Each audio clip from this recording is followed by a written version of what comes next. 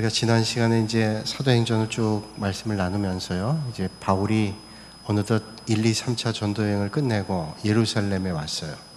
예루살렘에 와서 어떤 어려움이 있을지 다 알 수는 없지만 특별히 어려움이 있을 거다라는 생각하고 복음을 전하죠. 복음을 전하는 중에 아시아에서 온 유대인들이 사람들을 부추겨서 소란을 일으킵니다. 그 소란을 일으킨 이유가 두 가지였다 그랬어요. 첫째는 이 바울이라고 하는 사람이 율법을 중요하게 여기지 않습니다. 그래서 할례 받는 것도 중요하게 생각하지 않습니다. 억측이죠. 그래서 사람들을 동원을 해서 바울에 대해서 오해를 하게 합니다. 그래서 바울이 율법을 중요하게 여기지 않는다. 바울은 율법을 소홀히 여긴다. 근데 바울은 절대로 율법을 소홀히 여긴 사람이 아니죠. 율법이라고 하는 게 중요하지만 율법이 구원을 줄 수 없다. 이런 특별한 분명한 믿음을 가지고 있었어요. 여러분, 율법이 올바른 믿음의 길을 가는데 도움이 되지만 율법 자체로 구원받을 수 있는 사람은 아무도 없고 율법을 완전히 지킬 사람도 아무도 없다는 거예요. 그걸 바울은 알고 오직 십자가의 보혈만으로 구원받을 수 있다. 이걸 말씀하는 거죠. 또 하나, 유대에서 온 유대인들이, 아시아에서 온 유대인들이 또 부추겨 말하게 된 건 뭐냐면 성전을 더럽혔다. 성전을 더럽혔다. 그래서 이 성전을 더럽혔다라고 하는 것 때문에 바울을 그렇게 오해에 쌓이게 하죠. 드로비모라고 하는 사람, 이 드로비모라고 하는 사람과 시내에 함께 바울이 있으니까 짐작하는 겁니다. 아마도 바울이 드로비모와 함께 성전에 들어가게 됐다. 만약에 드로비모가 바울과 함께 성전에 들어갔다 그러면 그건 정말로 성전 모독한 겁니다. 왜? 이방인들은 성전에 들어갈 수 없었기 때문에, 그 당시 율법에 의하면. 근데 드로비모하고 바울이 성전에 들어간 바가 없습니다. 그런데 시내에 있는 것을 같이 보고 분명히 성전에 들어갈 거다라고 하는 것을 추측해서 소동을 일으킵니다. 그래서 그 어려움에 겪었던 것을 이제 지난 시간에 말씀했고, 이제 오늘 극적인 장면들이 나타나게 되죠. 유대인들에 끌려가요. 근데 여기 아시아에서 온 유대인들은 어떤 사람들이었는가 하면 오늘 말씀 보니까 드로비모라고 하는 사람을 알았어요. 드로비모라는 사람은 에베소 출신입니다. 그러니까 아마도 아시아에서 온 유대인들은 소아시아 지역의 에베소 사람들이 아닐까, 지난 시간에 추정해 본다 그랬어요. 왜냐하면 드로비모를 알아보는 사람이니까 에베소 사람들이 틀림이 없다라는 거예요. 여러분, 에베소는 어떤 곳입니까? 바울이 적어도 2년 반 내지 3년 이상을 사역을 했던 곳이고, 바울의 앞치마만 만져도 병 낫는 역사, 놀라운 이적들을 경험한 역사들이 있었고, 바울이 애정을 가지고 있었기 때문에 에베소에서 복음 전할 때 하나님의 능력과 권세가 일어났고 상당히 애정을 가졌던 곳인데, 그 애정을 가졌던 곳에서 배신을 당하는 거예요. 마음이 아팠겠죠. 거기 유대에서, 아시아에서 온 유대인들이 이런 일들을 부추기기 시작을 했습니다. 그래서 바울을 곤경에 빠뜨리게 되죠. 아주 매를 때리는데 붙잡아 놓고 아주 심한 폭력을 합니다. 그래서 바울이 거의 죽을 정도로 맞았던 것 같아요. 지금처럼 치안이 완전한 것도 아니고, 치안이 보장된 것도 아니고, 안 보이는 곳에 테러하면 얼마든지 당할 수 있는 곳에 유대인들이 몰려서 바울을 때리기 시작하는데 그저 맞을 수밖에 없었겠죠. 고통당하고 있었을 거예요. 그렇다면 바울도 유대인인데 왜 유대인들이 바울을 그렇게 싫어했을까? 결국은 미웠기 때문에 바울에게 이런 혐의들을 다 뒤집어 씌운 거예요. 그래서 성전을 모독하게 한다. 지난 시간 기억해 보면 성전은 지성소와 성소로 나누어지게 되고, 거기 이제 제사장들이라는 것, 그 다음에 그 제사장들이라는 그 제사장들이죠. 그 다음에 유대인 남자들의 뜰, 바깥쪽으로는 유대인 여자들의 뜰, 그리고 담이 쳐 있고 그 담 밖으로는 이방인의 뜰이에요. 그러니까 이방인들은 유대인 여자의 뜰로는 절대로 갈 수 없는 겁니다. 이방인 뜰까지만 허용이 되는 거예요. 자, 근데 드로비모와 함께 성전 안으로 들어갔다라는 혐의를 가지고 바울에게 고통을 주고 있습니다. 자, 그럼 왜 그랬을까? 그 당시 시대적 상황을 조금 봐야 이해할 수 있는데, 유대인들은 디아스포라 유대인들도 있었고 팔레스틴에 살고 있는 유대인들도 있었단 말이죠. 팔레스틴 땅, 이스라엘 땅에 살고 있었던 유대인들은 히브리파 유대인들이고, 다른 지역에 살고 있는 사람들은 헬라파 유대인들이에요. 그 당시에 헬라적 문화가 세계를 지배하고 있을 때니까 헬라파 유대인들이 온 도처에 나눠져 있었다는 거예요. 그러니까 이 바울은 헬라파 유대인입니다. 그러니까 이게 보이지 않게 미묘한 감정들이 있었던 거예요. 히브리파 유대인들과 헬라파 유대인들. 근데 히브리파 유대인들은 이방 사람들을 별로 대할 일이 없었어요. 그러나 헬라파 유대인들은 이방 지역에 살고 있기 때문에 이방 사람들을 많이 대하게 됩니다. 그래서 이방 사람들의 특성도 알고, 특별히 바울 같은 경우는 이방인들에게 복음을 전했기 때문에 이방 사람들을 많이 접했어요. 근데 이게 보이지 않게 히브리파 유대인과 헬라파 유대인들 간에 미묘한 갈등이 있는 거예요. 마치 이 교회에 오래 있는 분과 오래 안 있던 분들 간에 서로 오래 있었던 분들은 처음 온 사람들, 믿음 생활의 연조가 얕은 사람들을 도와주고 격려해야 되는데, 이게 세상적 관점들이 있을 때 있잖아요. 텃세를 은근히 부린다든지, 이거 전혀 신앙적이지 않은데 사람들이니까 그런 게 있다는 거예요. 믿음의 공동체는 절대로 그런 게 있으면 안 돼요. 여러분, 잘 모르는 사람들이 오면 잘 가르쳐 줘야죠. 그래서 어디에 뭐가 있는지, 처음 오는 사람은 아무것도 모릅니다. 어떤 사람이 믿음의 성향이 어떠고 어떤 사람이 어떤지, 또 이 교회는 어떤 전통을 가지고 있는지 아무것도 몰라요. 그러니까 처음 온 사람들에게는 그걸 잘 가르쳐 주는 게 믿음의 선배들이 할 일이에요. 나쁜 거 가르쳐 주면 안 되죠. 좋은 믿음의 흔적들 가르쳐 줘야지. 예배는 이렇게 드려야 되고, 만약에 먼저 온 사람들이 예배드리는데 형편없이 예배드리면 나중에 온 사람들은 이 교회에서는 예배를 이렇게 드려도 되는구나, 이게 그냥 보고 배우는 거예요. 나중에 온 사람들이 뭘 보겠어요? 앞에 온 사람들 걸 그대로 보고 배우는 거죠. 그러니까 이 히브리파 유대인들과 헬라파 유대인들 가운데도 아주 이런 미묘한 문제들이 있었다는 거예요. 이 사람들이 살고 있는 곳에 다 그런 문제가 있잖아요. 문제가. 왜 문제가 없겠어요?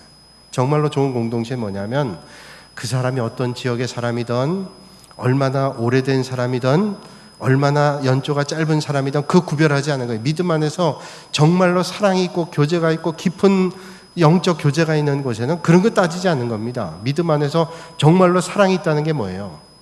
여러분들이 사랑을 얘기 많이 하는데 정말로 사랑이 있다는 게 뭐예요? 사랑이 있다는 거는 믿음의 연조가 얕고 잘 모르는 사람들을 잘 가르쳐주고 배려해 주는 게 그게 믿음의 사랑이 있는 거지, 그냥 우리끼리 사랑하는 건 사랑이 아닙니다.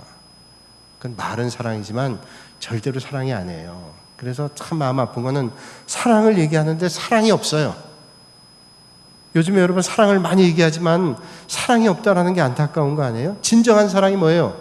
진정한 사랑은 남에 대한 작은 배려하는 거예요.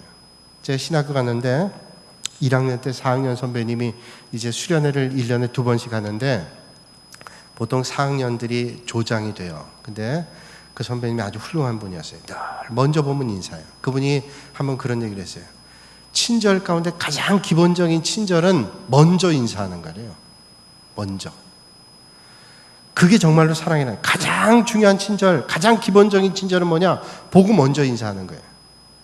여러분 혹시 누군가 오고 있는데, 넌 내가 이 교회 오래됐어, 넌 얼마 안 됐으니까 네가 먼저 인사 안 하나 보자, 그러고 있으면 그거는 진정한 사랑이 아니에요.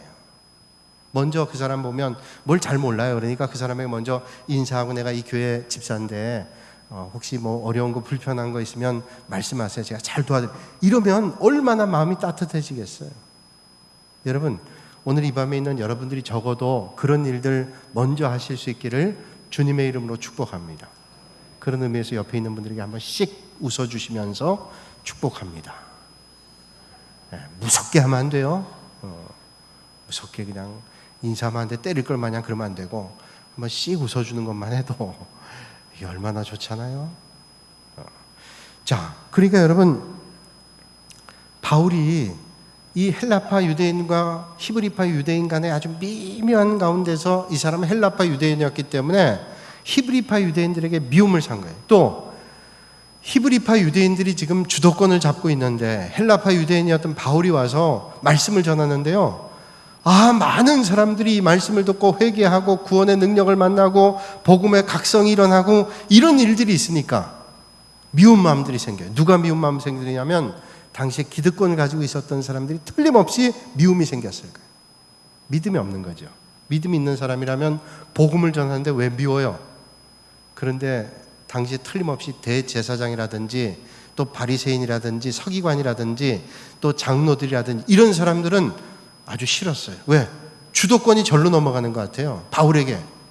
여러분, 주도권이 무슨 필요가 있어요? 오직 주님 몸된 교회 하나님이 주도하시면 되는 거지 누구에게 주도권이 뭐가 중요한 거예요? 이게 얄팍한 믿음의 사람들의 모습이라는 거죠. 그러니까 많은 사람들이 구원받게 되고 바울의 회심한 하나님의 말씀을 듣고, 그러니까 결국 마음속에 저들의 마음 가운데 시기하는 마음, 질투의 마음이 생겨서 거기에 불을 당기기 시작하는 겁니다. 못 견디겠는 거예요. 그러니까 어떻게 해서든지 허물을 잡아가지고 이 바울을 못 견디게 해야 돼요. 그래서 죽게 하거나 내쫓거나 이걸 마음속에 품었다라는 거예요. 여러분, 시기와 질투를 가지고 산다는 게 참 얼마나 불행한 인생인지 몰라요. 어떤 사람은 시기하고 질투하는 마음을 가지고 공부를 합니다. 시기하고 질투하는 마음을 가지고 사업을 합니다. 시기하고 질투하는 마음을 가지고 운동을 합니다. 심지어는 어떤 어리석은 인생들은 시기하고 질투하는 마음을 가지고 목회도 해요. 그게 되겠어요? 여러분, 선의의 경쟁은 얼마든지 좋아요. 그런데 시기하는 마음, 질투하는 마음을 가지고 뭔가를 하면 절대로 좋은 결과를 낼 수가 없어요. 왜? 그건 근본적인 마음의 자세가 틀렸기 때문에. 여러분, 선의의 경쟁, 내가 저 사람 보면서 나도 저렇게 해야 되겠다 도전받으면 이건 참 좋은 효과를 냅니다. 시너지 효과를 내요. 그래서 도전하는 거예요. 도전. 서로 격려하면서 아주 좋게 성장하면 좋은 결과를 맺어요. 그래서 그런 경쟁하는 관계의 공동체는 성장을 합니다. 목회자들도 그래요. 제가 보니까 목사님들도, 부목사님들도 좋은 목사님들이 많으면요, 경쟁이 돼요. 그러면 시기하고 질투하는 마음이 아니라 선한 경쟁을 하게 되면 설교도 잘해요. 그래서 어떤 목사님 설교를 잘하면 그걸 보면서 나도 더 열심히 해야지. 열심히 책 보고 기도하고 훈련하면서 잘해요. 우리 교회 오신 분들이 그래요. 우리 교회 목사님들은 참 말씀이 좋다고. 이럴 땐 좀 아멘을 해야 우리 목사님들이 우리 교회 목사님들이 참 말씀이 좋다고. 이쪽은 조금 한데 이쪽이 약간 취약지고요. 아까도 보니까 찬양할 때도 보니까 이쪽은 조금 소리가 근데 약간 취약지고인데 인원이 적어서 그런 줄 알아요. 근데 제가 그런 얘기 많이 들었어요. 그 정말 훌륭하다. 제가 부산에서 목회할 때인데요, 마산 창원에 어떤 분이 입원해 계셔서 제가 신방을 갔어요. 신방을 갔는데 거기 이제 다른 교회 교인이 아마 그분 아는 분인데 많은 거예요. 그랬더니 그 입원했던 환자분이 저를 소개하면서 우리 교회 부목사님이에요. 그랬더니 그 교회 이제 다른 교회 집사님인 분인데 그분이 그런 얘기를 하더라고요. 그러시냐고. 부목사님이세요? 그렇다고 그랬더니 부목사님이 이렇게 좋으니 담임 목사님은 얼마나 좋을까? 귀 있는 자는 듣죠? 그러니까 제가 그 얘기를 들었어요. 이건 내가 칭찬받으면 담임 목사님이 영광 받는구나. 이게 좋은 일이죠. 일단 쓸데없는 얘기라고 생각할 수도 있어요. 근데 이게 정말 틀림없어요. 제가 경험한 일인데, 그러니까 이건 좋은 경쟁, 선한 경쟁은 정말로 유익해요. 여러분들이 누군가 열심히 기도하잖아요. 그럼 그걸 보고서 시기하고 질투해서 기도만 하면 뭐래? 예배만 드리면 뭐래? 이건 시기와 질투로 오는 거예요. 예배 드리고 기도 생활하고 영적 생활에 힘쓰는 걸 보면서 어떤 생각해요? 난 그렇게 못하는데 나도 좀 저분처럼 힘써야 되겠다. 그래서 일주일에 적어도 한 번은 새벽 기도 나와야지. 또 내가 적어도 예배는 열심히 이러면 이게 선한 경쟁력이 돼서 이게 효과가 좋아요. 저는 이 밤에 여러분들이 그런 좋은 선한 경쟁심들이 생기실 수 있기를 주님의 이름으로 축복합니다. 이게 정말로 좋은 영적 훈련이 되거든요. 그런데 그 마음속에 시기와 질투심이 있으면 자기도 망하고 남도 망하게 하는 거예요. 왜? 아까 얘기했잖아요. 예배만 드리면 뭐해? 기도만 하면 뭐해? 선교만 하면 뭐해? 이거는 마음의 근본이 잘못된 거예요. 그럼 절대로 영적 성장이 이루어지지 않고 마음이 삐뚤어지는 거예요. 여러분, 선한 일들에 격려를 하는 거예요. 바울이 복음 전할 때 그 복음의 역사들이 일어나는 걸 보면서 격려를 받고 도전을 받고 나도 저렇게 주님의 일에 힘써야 되겠다. 그러면 얼마나 건강한 공동체가 될 수가 있었을까요? 여러분, 신앙생활하면서 정말로 경계하셔야 돼요. 믿음 생활하면서 남이 잘하는 거 가지고 시기하고 질투하면 안 됩니다. 그게 마음의 문제가 아니라 항상 시기하고 질투하는 곳에는 누가 자리를 잡기 시작하냐면 마귀가 자리를 잡아요. 여러분, 저는 잘 몰라도 옛날에 제가 어릴 때는 방공시대 아니에요. 방공시대라 간첩들이 접근하는 건 누구에게 접근하는지 아세요? 정부에 대해서 반감을 가지거나 사회에 대한 반감을 가지고 있는 사람들에게 간첩들이 접근을 해요. 그거 아시잖아요. 근데 영적 생활도 똑같아요. 영적 생활도 영적으로 올바르고 믿음의 자리에서 날마다 서려고 애를 쓰는 사람에게는 감히 마귀가 접근을 못하는데, 영적으로 올바로 서지 않으면 마귀가 틈탈 가능성이 상당히 많다는 거예요. 그러니까 혹시 영적으로 좋지 않은 기운들이 들어오게 되면, 아이고 내가 지금 영적으로 깨어있지 못하는구나, 이런 시험이 오는구나, 이걸 분명히 생각해야 돼요. 누구나 상관없어요.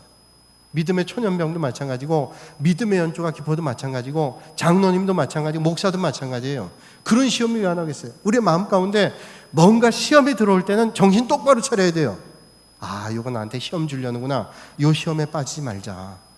내가 정신 똑바로 차리고 하나님을 바라봐야지. 이런 목사에게는 왜 시험이 없겠어요? 꼭 예배 드리러 올 때 시험이 올 때가 있어요. 그러면 아하, 요거 마귀가 내 마음을 흔들어 가지고 하나님 앞에 올바로 예배 드리는 것, 말씀 전하는 것을 막기 위해서 그러는구나, 이런 생각하고 그때 영적으로 단단히 무장해야지. 안 그러면 시험이 오는 거예요. 여러분, 예수님도 십자가에 달려 돌아가신 그 순간까지 마귀가 시험했어요. 40일 금식하고 광야에서 영적으로 충만한 은혜가 있는 때도 마귀가 와서 시험했어요. 돌 가지고 떡을 만들라, 가장 취약한 부분을 마귀는 공격해요. 그러니까 여러분, 우리가 영적 전쟁에서 승리할 수 있는 건 뭐냐면, 마귀가 어떻다는 걸 알고 대비해야지. 그 마귀 얘기하지 말라고 마귀 얘기하지. 여러분, 마귀 얘기를 해야 돼요. 우린 영적 전쟁터에 살고 있는데 마귀가 지금 분명히 있는데 없다고 우리가 얘기한다고 없어요?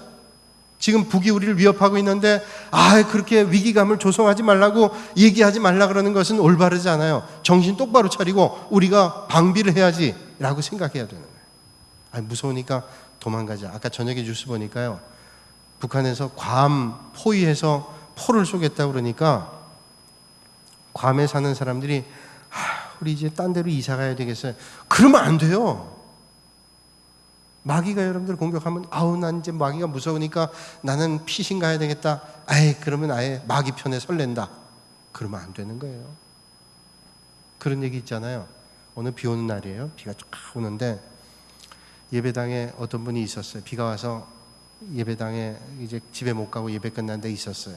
사람들이 하나 둘씩 가기 시작하고 자기 혼자 남았는데, 그때 비가 막 오니까 그날이 마지막 할로윈 데이, 그 미국의 10월 말쯤에 할로윈 데이가 있잖아요. 그래서 그 호박 귀신 탈 뒤집어 쓰고 막 돌아다니는데, 할로윈 데이 때 마귀 복장을 한 사람, 비가 오니까 예배당 처마 밑에 있다가 예배당에 들어간 거예요. 예배당에 들어갔는데 어떤 분이 앉아 있는 거예요. 자기는 그 마귀 복장하고 있는 걸 모르고 지나갔는데 그 앉아있던 사람이 깜짝 놀라가지고 벌벌 떤 거예요. 왜? 마귀가 들어왔어. 이 벌벌 떨면서 살려달라고 그래서, 뭐라 그랬어요? 이 사람은 그냥 할로윈 복장을 입고 있었는데, 그러면서 이 사람 벌벌 떨면서 그랬어요. 내가 지난 50년 동안 한 번도 내가 당신 편이 아닌 적이 없었습니다. 예배당에서 예배 내내 드렸는데 마귀가 나타나니까 내가 50년 동안 당신 편이었대요. 이거 마귀 나타나면 마귀 편, 주님 나타나면 주님 편, 요거 이상한 거예요. 여러분, 어떤 일이 있어도 주님 편에 서시기를 주님의 이름으로 축원합니다. 죽으면 죽으리라 안 하면 왔다 갔다 해요. 왔다 갔다 하는 게 제일 불행한 거예요. 죽으면 죽으리라 하고 믿으면 천국 가는데 왜 왔다 갔다 하다가 길을 잃어버려요? 자, 오늘 30절 32절 말씀 우리 같이 한번 읽을까요? 30절에서 32절까지 시작. 온 성이 소동하여 백성이 달려와 모여 바울을 잡아 성전 밖으로 끌고 나가니 문들이 곧 닫히더라. 그들이 그를 죽이려 할 때에 온 예루살렘이 요란하다는 소문이 군대 천부장에게 들리매 그가 급히 군인들과 백부장들을 거느리고 달려 내려가니 그들이 천부장과 군인들을 보고 바울 치기를 그치는지라. 자, 바울을 어디로 끌고 나갔어요? 성전 밖으로 끌고 나갔어요. 왜? 성전에서 바울을 죽일 수 없잖아요. 저들이 아무리 못돼 먹어도 성전이 거룩하다고 생각하는데 아무리 못됐다고 성전에서 행패를 부리면 되겠어요? 그러니까 성전 밖으로 끌고 나갔어요. 근데 성전 안에는요, 무기또의 그 성지에서 발견된 게 있는데 성전 제단뿔이라는 게 있어요. 네 귀퉁이에 뿔이 있는데 그 제단뿔을 붙잡으면 억울하게 죄를 지은 사람들, 그걸 딱 붙잡는 순간 아무도 건드리지는 못해요. 그런 율법이 있어요. 그 성전 안에는 제단불이 있기 때문에 그걸 붙잡으면 어찌할 수 없어요. 그러니까 이 유대인들이 그걸 알기 때문에 바울을 끌고 나간 거예요. 그거 못 붙잡게 하는 거고, 또 하나는 자기들이 성전을 귀중하다고 얘기하면서 성전 안에서 못된 일 해봐요. 그러면 그건 말이 안 되잖아요. 그런 양심은 적어도 있었던 모양이에요. 바울을 내쫓고 문을 닫았어요. 성전문. 왜? 혹시라도 뛰어들어갈까. 그러고는 때리기 시작하는 거예요. 죽자고 때리는 겁니다. 뭐 사람이 1대1로 싸운다 그러면 치고도 하고 받기도 하겠지만 여럿이 문매를 때려보세요. 꼼짝 못하고 당하는 거예요. 또 때리는 사람도 양심의 가책이 없어요. 여러분, 혼자 잘못하면 회개도 하는데요, 여럿이 못된 일 하면 격려가 돼요. 못된 일인지 몰라요. 너도 못돼, 나도 못돼. 아, 다 똑같구나. 이게 정말로 단체로 하는 잘못이에요. 이게. 여러분, 아이들이 그 여럿이 모여서 폭력하고 다른 애들에게 조롱하고 이래서 그 아이들이 너무 고통당하고 어떤 애들은 심지어 자살까지 하고 이런 일들이 그 아이들은 몰라요. 왜냐하면 서로 같이 하면서 격렬하는 거예요. 못된 일 하면서도 깨달음이 없는 거예요. 그러니까 유대인들이 바울을 때리면서도 생각해 보세요. 사람이 사람을 때리는데 그게 마음 편하겠어요? 그런데 이 악한 일을 하면서도 격려가 돼요. 왜? 너도 지금 때리고 있고 나도 때리고 있는 거예요. 그러니까 반성을 못 하는 거죠. 자, 그때 그 유대 땅의 예루살렘 같은 경우 특별히 그 지키는 성이 있어요. 안토니아 탑이라고 그러는데, 안토니아 탑은 그 망루입니다. 그래서 보통 거기 이제 그 위병들, 경비병들이 이렇게 지켜봐요. 무슨 일이 있는지를 지켜봐야 되잖아요. 그 관할의 총지휘관은 천부장입니다. 그 밑에 이제 백부장들이 여럿이 있죠. 백부장은 100명 정도의 부하들, 천부장은 1000명 정도의 부하들이에요. 그 보고를 받은 거예요. 거기 안토니아 탑에서 보고 있으니까 유대인들이 몰려가면서 누군가를 때리고 있는 모습들을 보게 된 거죠. 그래서 즉각 천부장에게 보고하니까 천부장이 병사들을 이끌고 달려온 겁니다. 보니까 바울이 매를 맞고 있는 거예요. 그러니까 이게 뭐 어떤 일인지 모르지만 그래도 로마가 거기 치안을 다루고 있는데 이런 일들이 있어서는 안 되겠죠. 왜? 달려와서 막습니다. 그리고 바울을 일단 데려가는 거예요. 데려가는데도 계속 저들이 때리고 죽이라 뭐 그러면서 소리를 치는 거예요. 이게 뭔가 좀 심상치 않은 일들이 있었던 것을 천부장은 알았다는 거예요. 여러분, 우리 한번 생각해 봐요. 동족에게서 맞아 죽어가는 순간, 지금 바울이 맞아 죽어가는 순간 아니에요. 잘못하면 죽을 수도 있었어요. 아마 죽였을 수도 있어요. 죽여도 이 사람들은 반성이 없어요. 왜?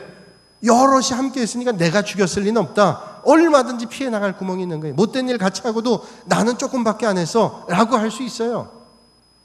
그러니까 어떤 사람은 한두 번 때렸지만 그게 2번씩 10명, 20명이 때리면 죽는 거 아니에요? 그런데 그 죽어가는 순간에 누가 바울을 구했어요? 누가 구했어요? 천부장이 구했어요. 그럼 천부장이 구했어요?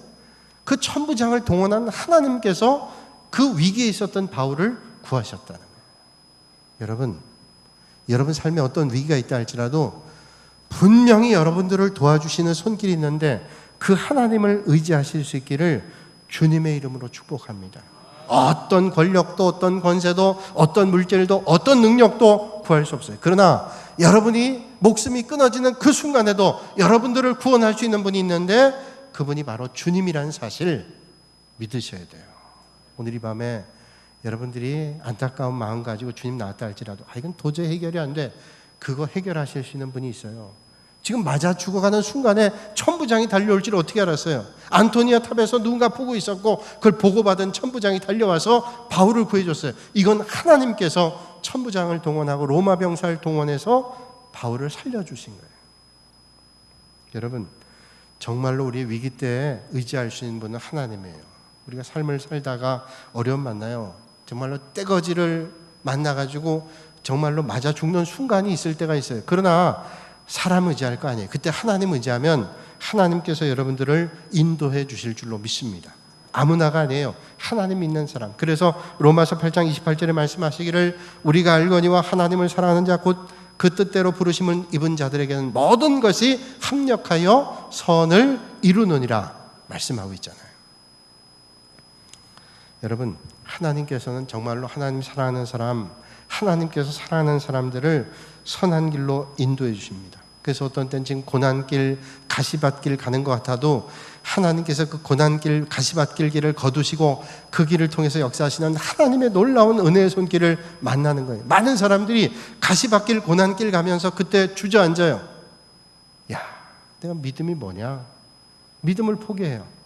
근데 여러분, 그 가시밭길, 고난길 갈 때 우리가 잊지 말아야 될 게 하나님을 그 순간 바라보는 거예요. 내가 지금 이해할 수 없지만 지금 가시밭길, 고난길 가지만 틀림없이 주님은 말씀하셨잖아요. 하나님을 사랑하는 자, 하나님의 뜻대로 부르심을 입은 자들에겐 모든 것이 합력하여 선을 이룬다고 주님 말씀하셨으니까 그 말씀을 붙잡고 나가는 거예요.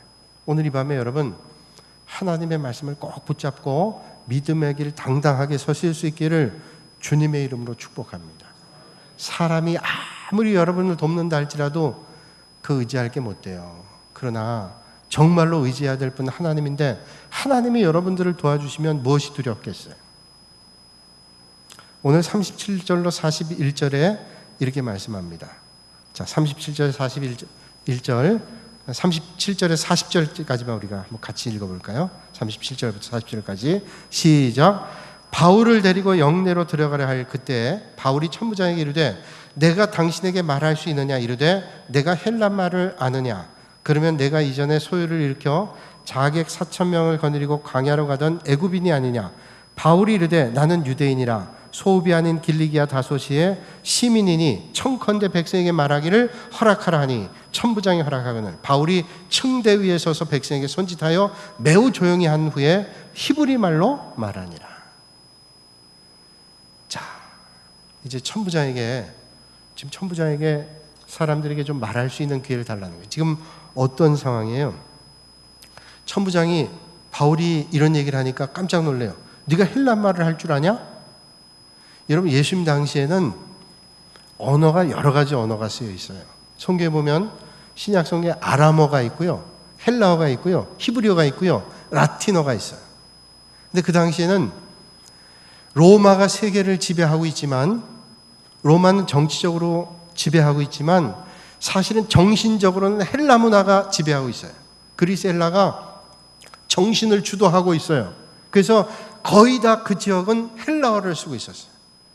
그러니까 히브리 사람들도 거의 헬라어를 썼다는 거예요. 그래서 구약 성경 가운데 70인역이라고 하는 셉투아진트라고 하는 성경은요, 유대인 젊은 사람들을 위해서 구약 성경이 히브리어로 쓰였는데 헬라어로 번역한 성경이에요. 그래서 유대교 회당에도 초대교회 공동체에는 히브리어로 성경을 읽고 난 다음에 통역을 했어요. 헬라어로. 그러니까 대다수의 사람들이 헬란말이나 아람어를 썼어요. 아람어는 그 세머족, 히브리어 세머족에 속해 있는 또 나와 있는 어떤 말이에요. 그러니까 필리핀이 따갈로그를 공식 언어로 쓰는데 각 지역마다 또 지역의 언어가 있는 것처럼 히브리어 쓰는 사람 가운데도 세머족 사람들이 많았기 때문에 아람어를 많이 썼어요. 고고학자들이 말하기를 예수님은 어떤 말을 하셨을까? 많은 사람들이 이야기를 예수님은 아마도 아람어를 사용했을 거다 이렇게 추정을 해요. 상당히 지금 신학적이고 어려운 얘기예요. 어려운 얘기, 아마 처음 듣는 얘기 분들이 많을 거예요. 뭐 구약 성경은 히브리어로 쓰여 있고 신약 성경은 헬라어로 쓰여 있고 정도는 아시는데 그 부분에 아람어라는 건 그 지역의 언어인데 상당한 사람들이 아람어를 쓰고요. 또 조금 깨우침이 있는 사람들은 헬란말을 주로 썼어요. 그러니까 요즘에 세계 통용어가 영어이기 때문에 일본 사람, 중국 사람이 외국에서 만나도 excuse me 하고 영어를 하잖아요. 영어로 통하잖아요. 이게 헬란말. 근데 지금 천부장이 얘기를 하는데 이 바울이 뭐라고 얘기하냐면 헬라어를 얘기하는 거예요. 그런데 네가 헬란말을 할 줄 아냐? 그 억양이 너무 고급스러운 언어예요. 그러니까 깜짝 놀라서 내가 헬란말 할 줄 아냐? 헬란말 할 줄 안다. 그러니까 묻는 겁니다. 네가 그렇다면 헬라의 액센트가 있는 거야. 아주 정확한 말을 하니까 네가 이전에 난을 일으켰던 사천의 자객 거느리고 강용에 이르렀던 애굽 사람이 아니냐 묻는 겁니다. 이건 이런 배경이 있어요. 예전에 애굽 사람 가운데 한 사람이 나타나가지고 4,000명을 동원해서 그 로마의 지도층에 있는 사람들을 시해하기 위해서 단도를 몸에 지니고 다녔던 자객들이 있었어요. 이 사람들이 결국 로마에서 진압돼가지고 뿔뿔이 흩어졌는데 바울을 그 사람이 아닌가를 추정해 본 거예요. 네가 그 자객 인도했던 주동자가 아니냐 얘기하는 거예요. 바울이 그렇지 않다라고 얘기를 해요. 그러면서 자기는 유대인인데 보통 유대인이 아니라 로마 시민권 가지고 있는 유대인인 거죠. 그러면서 이 사람이 얘기하기를 자기는 시골 사람이 아니라 길리기아 다소 사람이에요. 길리기아 다소. 길리기아 다소라는 지역은 그 당시에만 해도 정치라든지 종교라든지 사회적으로 상당히 발전한 도시였어요. 그 사람이었다는 거예요. 나는 시골 사람 아닙니다 라고 얘기했다는 거예요. 그러면서 나는 이런 데서 훈련받았던 그런 사람이었던 것을 넌지시 얘기했단 말이죠. 그러면서 천부장에게 말할 수 있는 기회를 좀 주겠는가 물어요. 근데 여러분 생각해 보세요. 바울이 지금 거의 죽다시피 해서 매를 맞고 천부장에 의해서 끌려서 지금 압송돼 가는 과정이에요. 다행히 그 피신하는 과정인데 그 시간이면 빨리 병영으로 들어가야 되잖아요. 그 천부장이 끌려서 빨리 피해 가야 되는데 바울이 지금 그 고통을 당한 순간에 히브리 사람들, 히브리파 유대인들을 향해서 연설을 하겠다는 거예요. 복음을 전해야 되겠다는 거예요. 이게 납득이 가세요, 여러분? 여러분들이 만약에 그런 곤경에 처했더라면 그거 쉽지 않았을 거예요. 지금 당장 이 자리를 피해야 살 수 있는 것인데 천부장에게 부탁하는 거예요. 저 사람들에게 얘기할 수 있는 기회를 좀 달라. 그리고 저 사람들이 알아들을 수 있는 히브리 말로 또 얘기를 하는 거예요. 여러분, 수많은 사람들이 몰려들어서 바울을 때렸어요. 거의 죽게 됐어요. 근데 지금 죽진 않았어요. 누가 승자일까요? 누가 승자일까요? 때린 사람이 승자일까요? 때렸는데도 안 맞고 살아난 사람이 승자일까요? 거기 무슨 승자가 패자가 있어요. 때린 놈이 나쁜 놈이고 맞은 사람은 억울한 거지. 그 무슨 승자와 패자가 거기 있어요. 승자 패자가 중요하지 않은 거예요. 바울은 내가 승자고 패자고 이거 중요한 거 아니에요. 바울은 그 순간에 왜 천부장에게 나에게 말할 기회를 달라. 그리고 그 사람들을 향해서 왜 연설했어요. 이제 다음 시간에 그 연설의 내용이 복음 전파예요. 그동안 있었던 일들, 주님 만난 일들을 얘기하기를 원했어요. 왜? 바울에게는 오직 하나의 관심이에요. 내가 너희들 이겼다, 내가 억울하다, 이거 얘기하고 싶은 게 아니었어요. 바울은 오직 십자가 복음을 전하고 싶었던 거예요. 여러분, 바울은 주님만 봤던 사람이에요. 여러분, 오늘도 이 밤에 여러분 삶의 자리가 어떻다 할지라도 주님만 보실 수 있기를 주님의 이름으로 축원합니다. 우리가 믿음의 길 잘못 걸으면 주님은 간데없이 내가 주님의 자리에 앉아서 주님을 오다해요. 주님, 내가 이거 필요하니까 주님 와주세요. 이거는 주님 중심의 믿음이 아니라 내 중심의 믿음이에요. 믿음 생활 아무리 오래 해도 내가 중심되고 주님을 내 필요에 따라 불렀다 놨다 하면 그 믿음은 형편없어요. 그러나 힘겹다 할지라도 주님 중심으로 내가 주님께 맞춰 나가는 거예요. 바울은 매를 맞고 죽어갔던 그 순간을 모면했지만 그 순간에 복음을 전해야 되고 나를 이 자리에 있게 하신 주님을 증거해야 되는 것을 절대로 놓치지 않았어요. 예수님 사랑하는 그 사랑 때문에, 복음의 은혜를 받은 그 은혜 때문에 바울은 그 일들을 잊지 않았어요. 저는 여러분들이 믿음 생활하면서 이것만은 꼭 잊지 않았으면 좋겠어요. 여러분들 중심의 믿음이 아니라 주님을 위한 중심의 믿음 생활해야 올바른 믿음 생활해야 돼요. 주님 몸된 교회를 위해서, 하나님의 나라를 위해서 여러분들이 믿음 생활해야 올바른 믿음 생활하지, 내가 중심돼요. 그래서 내가 원하는 대로 되지 않으면 교회도 상관없고 하나님의 나라도 상관없고 하나님의 영광도 상관없다. 그 형편없어져요. 정신 똑바로 차리고 믿음의 길 걷는데 내가 하나님의 영광을 위해서 믿음의 길 걸어야 돼요. 천부장의 위기 때 바울의 생명을 구했어요. 하나님이 하신 거예요. 바울이 그 위기 순간에도 그 하나님의 은혜를 잊지 않고 복음 전하는 일들에 앞장섰어요. 피투성이가 되면서도 복음 전하는 일에 앞장섰어요. 여러분, 여러분들의 믿음의 길 걷다가 늘 평안한 가운데 믿음의 길 걸으면 좋은데 어떤 때는 믿음의 길 걷다가도 바울이 피투성이 되는 것처럼 그런 어려움 만날 때도 있어요. 안 만나면 좋겠는데 만날 때 있어요. 내가 피투성이 되고 힘드니까 믿음 생활 이제 안 해야 되겠다. 그러시겠어요? 그 일을 겪고 나면서 여러분들의 믿음이 성장하고 하나님의 은혜가 깊어지는 거예요. 믿음의 길은 영적 전쟁이에요. 여러분, 믿음의 길이 그저 평안하고 기쁨과 평강이 있는 것만으로 생각하면 그건 아직도 수영도 안 해보고 바닷가 갔다 왔다고 얘기한 것과 똑같은 거예요. 믿음 생활은 영적 전쟁이에요. 그래서 제가 가끔 말씀드리죠. 믿음 생활은, 우리가 다니는 교회는 유람선이 아니라 전투함입니다. 군함입니다. 전투함은 전쟁하는 겁니다. 영적 전쟁을 하면서 죽어가는 사람들을 살리기 위해서 전쟁하는 거예요. 나는 교회에서 평강 얻으세요. 그런데 그 평강은 그냥 주어지는 게 아니라 영적 싸움에 승리할 때 얻게 되는 거예요. 영적으로 무장할 때 승리하는 거예요. 믿음이 어릴 때는 그 감당하지 못해요. 그러니까 그런 사람들 보호해야 돼요. 그러나 믿음의 연조가 있고 영적 성장이 되면, 깊어지게 되면 이젠 단단하게 믿음의 각오를 하고 영적 전쟁터에 나가 승리해야 돼요.